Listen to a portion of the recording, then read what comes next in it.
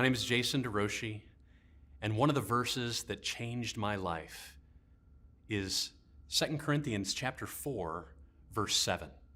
We read, "But we have this treasure in jars of clay, to show that the surpassing power belongs to God and not to us." What is this treasure? Paul tells us in the very previous verse, the God who said, "Let light shine out of darkness," has shone into our hearts to give us the light of the knowledge of the glory of God in the face of Christ. That is the treasure.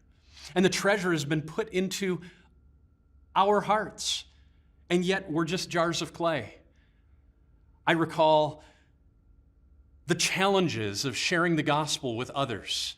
This verse has helped me remember I'm just a jar of clay that God has chosen to use for honorable use rather than for dishonorable use by His mercy. And the treasure that's in me is light that can change others' lives, light that has changed my life, the light of the knowledge of the glory of God in the face of Jesus. And He's put this light in me, and I'm just a jar of clay. And in fact, God wants it that way.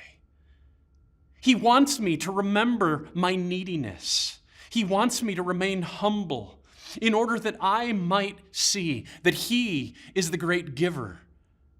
And all of a sudden, I receive help. He gets exalted as the helper, and I'm the recipient of all of this mercy.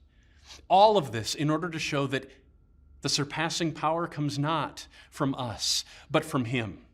To be able to enter into a Bible study, enter into an evangelistic encounter, enter into parenting our children when we know that we're imperfect.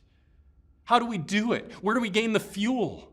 We do it knowing that we're just a jar of clay and God made us this way, and yet He wants to use us as we are in order to show that the surpassing power comes not from us, but from Him. He gets the glory, we get the help, and all of a sudden the gospel is spreading, the kingdom is advancing, churches are becoming more healthy as we see the glory of God in the face of Christ working its way out through us. I want to be that kind of a person.